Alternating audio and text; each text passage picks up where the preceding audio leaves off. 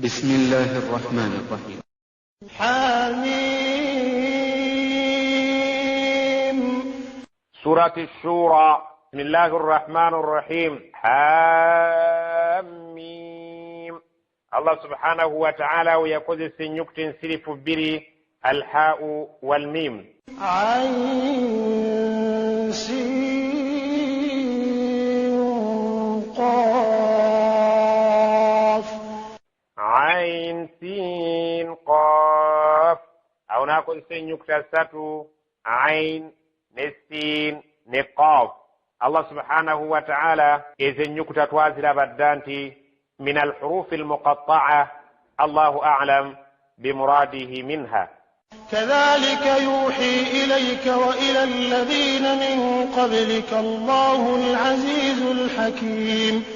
كذلك بويتشنو يوحي إليك الله سبحانه وتعالى واسندك جوريو ببكوي بالنبي محمد صلى الله عليه وسلم وإلى الذين من قبلك إرابوات بياتشكورانغا كوابا باكسوكا ونغا بوتنجا eyabukusindikiranga yani Allahu al-Aziz, Allah yowekitibwa atawangulwa kwekyo kyabasazeewo kibe kiino okuba al-Hakim, Allah yatakola nsobi mu byonna byabakoze, buli kyakoze kibeera ng'akikoledde mu kiseera ekituufu. Lahu ma fi s-samawati wa ma fi l-ardi wa huwa al-aliyyu al-azim. Lahu ma fi s-samawati wa ma fi l-ardi, Allah yakuwa asajja obubaka yenna nnyini ebyo byonna ebiri mu ggulu zonna na byonna by'olaba kuno ku nsi, ebiri ku lukalu, mu bbanga, ku mazzi, ebisolo, abantu, ebinyonyi, ebyennyanja, ebiwuka, byonna biri mu kontrol ye. Wa huwa al-aliyyu, Allah ye wa waggulu ku buli kintu kyonna, waggulu we teri wa waggulu, al-azimu ow'ekitiibwa ekitayinaayina. Takaadu as-samaawaatu yatafattarna min fawqihin والملائكة يسبحون بحمد ربهم ويستغفرون لمن في الأرض ألا إن الله هو الغفور الرحيم. تكاد السماوات زسمبرر الجرو كبيرانغا يتفطرن زيزا من فوقهن وجروا زور كتيبة الله ngazimutya era nga zeeraliikirivu okubeera nga sizimanyi oba zituukiriza nga Allah bw'ayagala, zijjula okubeera nti eggulu zeeyassaayassa eyo gye ziri olw'okutya Allah subhanahu wa ta'ala n'olw'obugulumivu bw'ekitiibwa kye, zo eggulu nga bwe zimutegeera. Wal malaikatu, ne bamalayika bali eyo nga bali mu kutya okw'ekitalo, nga bali mu kumusinza, naye nga balabika nga bajjudde okutya nga tebamanyi nti oba Allah subhanahu wa ta'ala bamusinzizza mu butuufu bw'okumusinza. Allah subhanahu wa ta'ala bw'atugamba nti wal malaikatu, ne bamalayika abali eyo mu ggulu, yusabbihuna, batendereza lunye, bihamdi rabbihim, amatendo g'omulezi waabwe Allah subhanahu wa ta'ala, nga bamutendereza obutakoowa, wa yastaghfiruna, ng'ate beegayirira Allah abeere ng'asonyiwa, liman fil ardi, abo abali mu nsi abawulize Allah subhanahu wa ta'ala, abakkiriza abali mu nsi abawulize bamalayika buli kaseera ebyo bibayiseeko beegayirira Allah abeere ng'abasonyiwa. Ala bangi inna Allahu wal ghafuru, Allah musonyivu oba osobezza, leka kubeera ng'oggwamu essuubi, genda weegayirira ajja kusonyiwa kubanga musonyi nnyo. Arrahimu, ate ow'ekisa abeera nga bw'amala okusonyiwa akuteeka awali okusaasira kwe. Walladhina ittakhadhu min dunihi awliyaa Allahu hafizun alayhim wama anta alayhim biwakiil. Walladhina ittakhadhu min dunihi, naye abantu abateekawo atali Allah awliyaa, ne babeera nga bateekawo abayambi baabwe, abo be basinza ne baleka okusinza Allah subhanahu wa ta'ala. Allahu hafizun alayhim, Allah subhanahu wa ta'ala abalondoolera, abataddeko abiri abalaba. Buli yenna agezaako okusinza Allah subhanahu wa ta'ala ng'amugattikako ebintu ebirala, Allah subhanahu wa ta'ala akutaddeko abiri era akulondoolera, akwetegereza mu ngeri zo zonna. Wama anta alayhim biwakiil, naye gwe Muhammad sallallahu alaihi wasallam tuli ajja okusobola okubeera abantu abo ng'obalondoola. ye Allah subhanahu wa ta'ala yajja okusobola okubalondoola kubanga wano kungulu bakulaga emisana nti basiraamu naye ng'ate ekiro bagatta ku Allah n'ebintu ebirala balina amasabo eyiwaabwe gye babeera. Allah subhanahu wa ta'ala yabategeera naye gwe Muhammad tojja kusobola kubategeera balekere Allah subhanahu wa ta'ala bwe balituuka mu maaso gaali bannyonnyola obutuufu bw'ensonga. وكذلك أوحينا إليك قرآنا عربيا لتنذر أم القرى ومن حولها وتنذر يوم الجمع لا ريب فيه فريق في الجنة وفريق في السعير. وكذلك بwetutyo awhayna ilayka bwetusindisa obubaka bwaffe gy'oli gwe nabbi Muhammad sallallahu alaihi wasallam bwe buliwa qur'anan arabiyan qur'anen ne tugireeta ng'eri mu lulimi oluwarabu.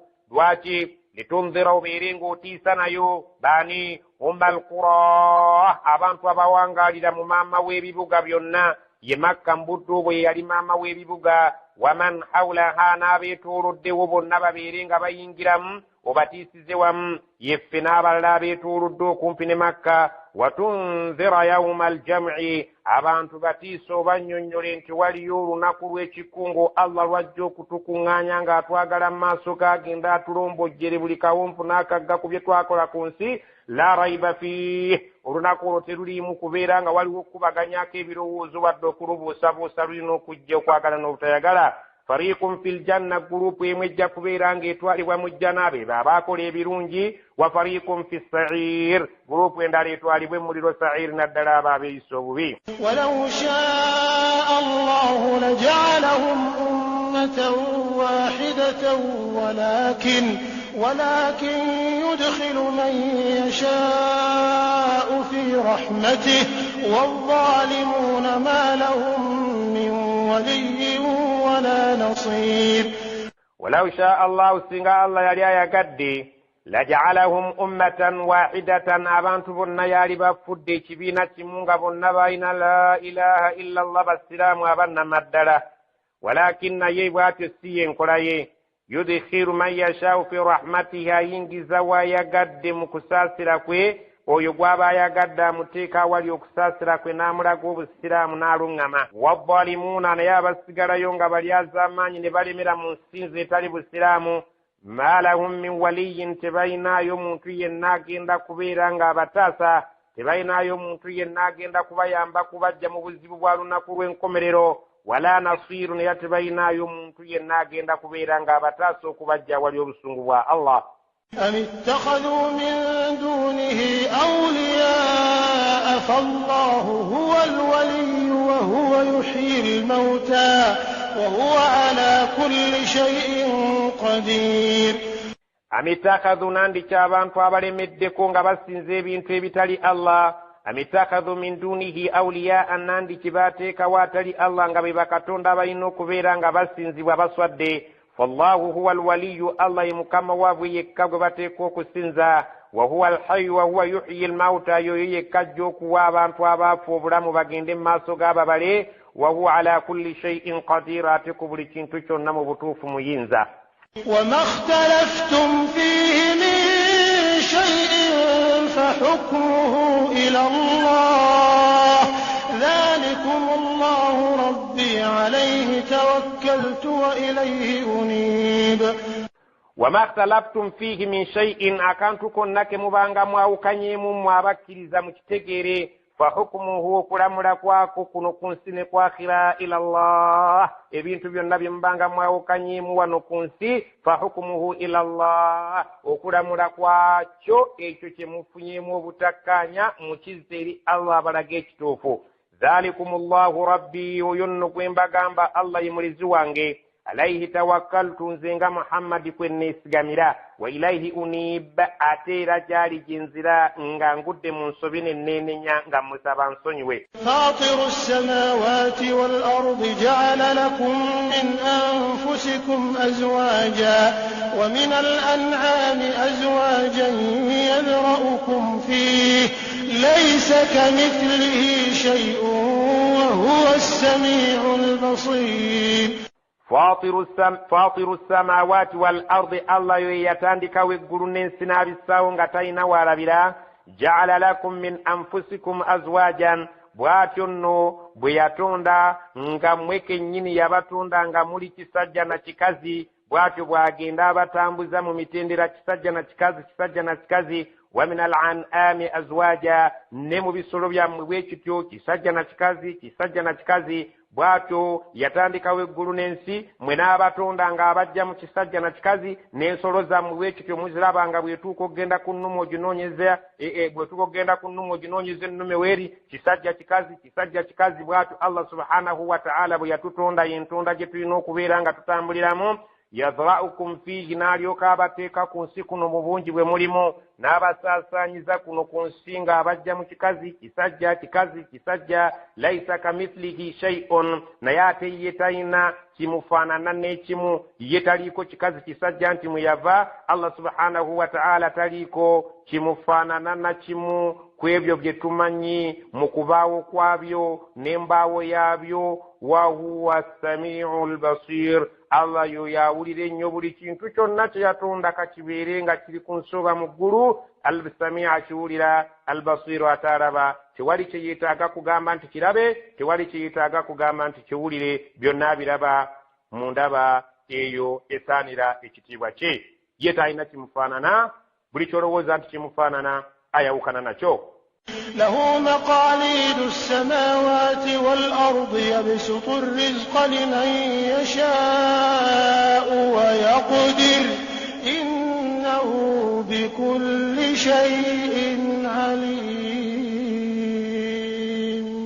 له يوياين مقاليد السماوات والأرض ebisumuluzo by'eggulu n'ensi, amawanika g'eggulu n'ensi Allah subhanahu wa ta'ala yagayina. Bw'ayagala ebimera bibeere nga biffa biffa, bw'ayagala bibeere nga bijja bijja, bw'ayagala bikale bikala, enkuba etonnya etonnya. Ebisumuluzo ebiri mu mawanika g'eggulu n'ensi yabirina mu mukono gwe, abiwaako gw'ayagadde nga bw'aba ayagadde ekyo ky'aba ayagadde. Yabsutu rizqa liman yasha, agaziiriza riziki gw'ayagadde n'ababyomere. Wayaqdiru, ate omulala n'amupimira ensaamusaamu okusinziira nga bw'eri mu kitabo bwe yagipima nti oyo alifuna ekyo kimumala. Innahu bikulli shay'in alim, kubanga buli kintu kyonna Allah subhanahu wa ta'ala akiinako okumanya okwannamaddala. Waliwo baawa ne ziba nnyingi, ate waliwo baawa ne ziba ntono. Ate Allah subhanahu wa ta'ala yatuyamba singa buli muntu bwe yakula n'aweza emyaka 15 oba 18 ng'egya Uganda, ne bamugamba ojja kuwangaala emyaka 6, riziki yo yiyo gitetenkanya omaleko emyaka 6. Abantu baaligenza okutuuka mu myaka 3 nga riziki yaabwe yaggwawo, ne batandika okutunda emyaka gyabwe nga bagiwa abalala babawe nga babawaayo kaliziki akasobola okubeera nga akabongerayo emyaka. Naye Allah yeesigaliza riziki olw'okubeera nti yakimanyi nti tetujja kusobola kwekontrolinga, n'atuwaako ekyo n'agaziiriza gw'ayagala. Oyo ate naawa ekitonotono oyo gw'aba ayagadde. Tabuuzibwa ku byakola, Allah subhanahu wa ta'ala akola ky'aba ayagadde nga bw'aba ayagadde. شرع لكم من الدين ما وصى به نوحا والذي أوحينا إليك وما وصينا به إبراهيم وموسى وعيسى أن أقيموا الدين ولا تتفرقوا فيه كبر على المشركين ما تدعوهم إليه الله يجتبي إليه من يشاء ويهدي إليه من ينيب. شرع لكم من الدين, Allah subhanahu wa ta'ala yabateerawo mu amateeka agatambulirako eddiini y'eno Busiraamu, naye nga si ffe tusoose. Waliwo abalala abagayina agagafaanana. Ma wassa bihi Nuuhan, amateeka ge gamu ge yalaamira Nuuhu alayhi salaamu agatuusa eri abantu be, anti era gaalinga la ilaha illa Allah. Walladhi awhayna ilayka, era ebyo byennyini bye twateeka gy'oli ne tubikusindikira ng'obubaka Jibuliiru bye yaleeta gy'oli. Wama wassayna bihi Ibrahim, byebyo byennyini bye twakuutira nabyo Ibrahimu ne tubimuweereza bisomesa abantu be. si yekka wa Musa ate si yekka wa Isa ne Isa nga tubagamba ki ebyo byennyini bye tukuteeredde mu ddiini yo ng'amateeka gwe Muhammad sallallahu alaihi wasallam byebyo byennyini bye twawa Nuhu alayhi salam sina kindi era tukunnyonnyola bye byaliko Ibrahimu ng'abitambulizaako abantu be ne Musa ne Isa bigamba bitya nga naaqimu ddiina muyimirizeewo eddiini yange nga bwe ngibawadde eswala 5 zaka gusiba genda kukola ijja ebintu nga bwe tubimanyi bwe bitambula empagi z'obusiraamu muyimirizeewo eddiini yange bulambalamba nga mugikkiriza temukkirizaamu ebimu ne mubigaana. Allah subhanahu wa ta'ala ekyo kimunyiiza ng'omusiraamu bw'ayagala bamuziike nga musiraamu era bw'ayagala abeere nga wassa nga musiraamu n'ayagala awangale nga musiraamu era bw'afa kyalibadde kirungi emmaali ye bagigabe ng'emmaali y'omusiraamu. Eddiini yonna an aqimu ddiini eddiini yange mugiyimirizeewo bukota wala tatafarraku fiihi muleke kubeera nga mujawukanayawukanamu ebimu mubikkiriza ebimu temubikkiriza ebimu mubyawukanamu ebimu temubyawukanamu. Allah subhanahu wa ta'ala nga bwe yagireeta muleke kubeera nga amateeka agamu mugasuula muguluka byonna mubeere nga mugatwalira wamu horosel. Allah subhanahu wa ta'ala yonna eddiini agyagala tugitwale nga eri bumu. Kabura ala almushrikiina kyasukka obunene eri abantu abo abatakkiriza bamushrikiina ma tad'uuhum ilayhi ekyo kye mubakoowoolera okugenda gye kiri ekyokusinza Katonda omu kyabayingira bawulira kibasuseeko obuzito bo baagala okusinza Katonda nga bamugaseeko balubaale naye okubagamba nti mwesigamire Katonda omu yekka bawulira nga si bamativu era kinene nnyo gye bali bawulira nga waliwo obwetaavu bw'okumugattako ekirala era bagamba lubaale embeera nga n'embiro kwotadde. Allahu yajtabi ilaihi man yasha Allah alonda n'asembeza gyali oyo gw'ayagala n'amuwa obuluŋŋamu obwannamaddala ne yeerondera omuntu oyo n'abeera nnabbi n'abeera omubaka n'atuusa obubaka eri oyo eri abantu be wayahdi ilaihi man yunib era aluŋŋamya gyali oyo yenna aba yeenenyezza ng'agudde mu nsobi n'adda gyali. وما تفرقوا إلا من بعد ما جاءهم العلم بغيا بينهم ولولا كلمة سبقت من ربك إلى أجل مسمى لقضي بينهم وإن الذين أورثوا الكتاب من بعدهم لفي شك منه مريب. وما تفرقوا abantu tebeetemmatema illa okujjako beetemadde min baadi ma jaahum alilmu ng'okumanya okwannamaddala kumaze okubajjira. Abawarabu abaalinga mu Madiina n'abo abaalinga Abayahudi mu Madiina, Abayahudi n'Abanaswara abaalinga nga Nabbi Muhammad tannaba kutumibwa baalinga balinda nga bamanyi nti Nabbi agenda kuva mu bo nga bwe kyalinga olubereberye nti bannabbi baavanga mu Bani Israel era nga balinda Nabbi ow'enkomerero nti ajja kuva mu bo. Naye bwe yava mu Bawarabu ne beetemaatemamu abamu ne bamukkiriza abamu ne bagaana lwaki bagayamba bainahum olw'eggayaŋŋana eryali wakati waabwe ava atya mu Bawarabu nga bulijjo abadde ava mu Bani Israel. Allah agamba nti walawula kalimatun sabakat min rabbika singa tekyali kigambo ekyakulembera edda mu kumanya kwange n'ekkalaamu nga zaakala ne bwino yakala okuva eri Katonda wo ila ajalin musamma nti buli kintu yakiteekako ekiseera ekigere lakudiya bainahum n'alibadde nga nnamula wakati waabwe ku sport abanyiiza ku ssaawa eyo we banyiiriza n'embeera nga mbabonerezaawo naye olw'okubeera nti ekitabo kyange nawandiika nga buli kintu nakiteekako ekiseera ekigere kale ngumiikiriza abanjooze ne bamalirizaako ekisanja kyabwe ekyo nga bwe kyagerebwa mu kitabo kiri ekirimu okugera kwa Allah subhanahu wa ta'ala. Wa inna alladhina urithu alkitaba naye abantu abo abaasikizibwa ekitabo eky'Ettawuraati ne Injili nga babannyonnyodde nti Nabbi ajja kujja. Allah subhanahu wa ta'ala yabannyonnyola Nabbi w'enkomerero bw'aliba abo abaasikizibwa ekitabo ekya Tawuraat n'ekya Injili min ba'dihim oluvannyuma lwabwe bali abalongoofu abaaliwo abalongoofu bwe baavaawo abaali bategeera Tawuraati n'Injili abadda mu bigere byabwe ne bajja lafi shakkin minhu kati bwe basomera obusiraamu nti nakyo ddiini ya mazima era n'eddiini yayogerwako mu kitabo kya Musa n'eddiini eyogerwako mu kitabo kya Isa n'obimala obibagamba nti Qur'aani eno yayogerwako mu bitabo ebyo abo abajja oluvannyuma bw'obibasomera bagamba bati Allah agamba atya lafi shakkin minhu Qur'aani eno bagibuusabuusa muribin era tebagimatira nti ddala yava wa Allah naye bali abaaliwo abalaba ku bannabbi ne bannabbi baabwe bennyini abaali bakkiriza mu kitabo ekyo baali bakimanyi nti waliyo nnabbi ajja okujja nga nnabbi Muhammadi sallallahu alaihi wasallam,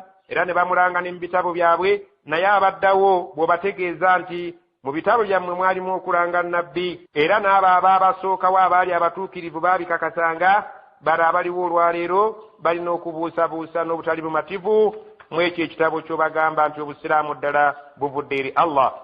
فلذلك فادع واستقم كما أمرت ولا تتبع أهواءهم وقل آمنت بما أنزل الله من كتاب وأمرت لأعدل بينكم الله ربنا وربكم لنا أعمالنا ولكم أعمالكم لا حجة بيننا وبينكم الله يجمع بيننا وإليه المصير.